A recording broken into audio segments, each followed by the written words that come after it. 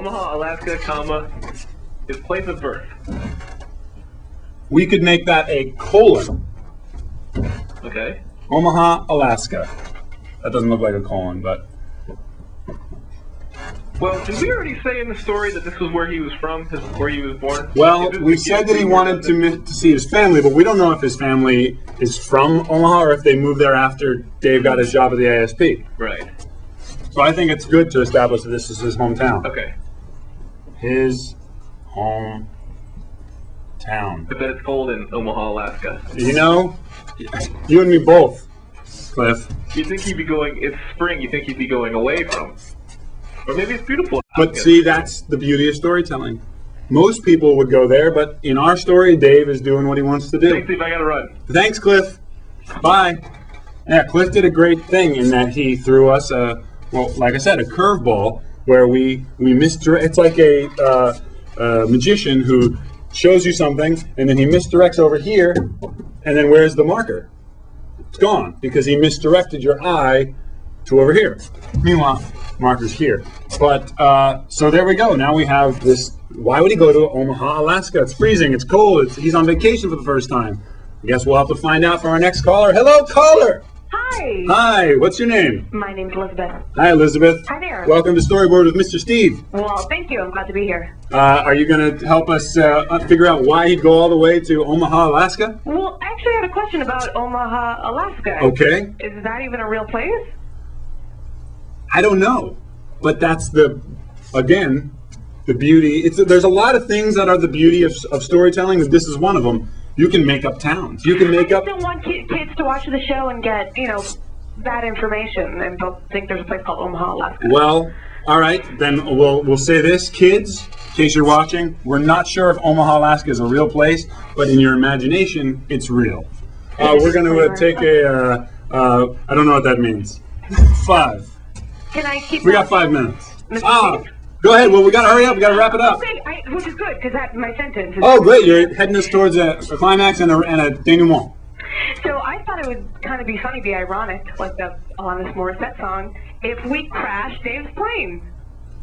Is she like a punk? Alanis Morissette? Yeah, she was kind of big in the 90s, long, curly hair. I was very out of the loop in the 90s. Go ahead. So can you read back that last sentence to me? Last sentence was, he realized he missed his family, so he got on a plane and went to Omaha.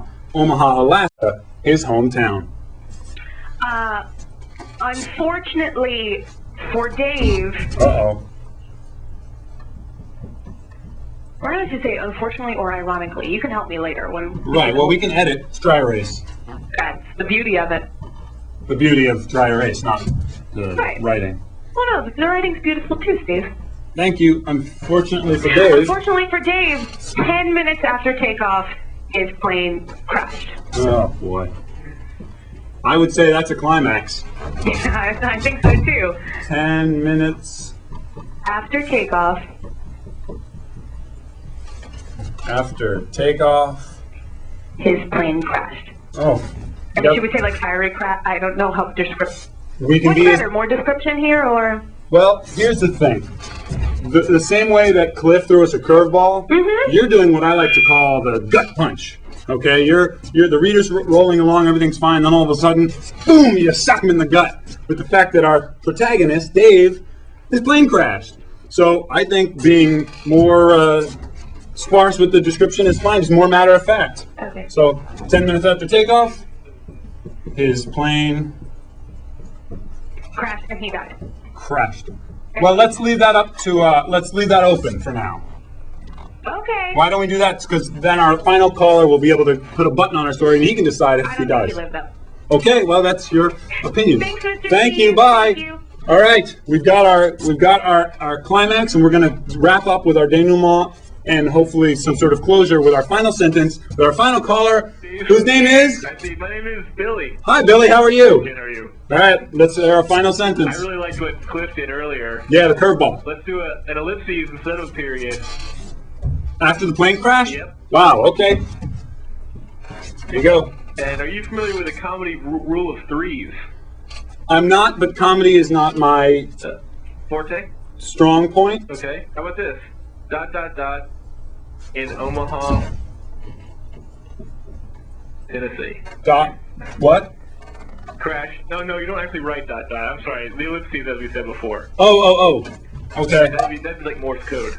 His plane crashed. ... In Omaha, Tennessee.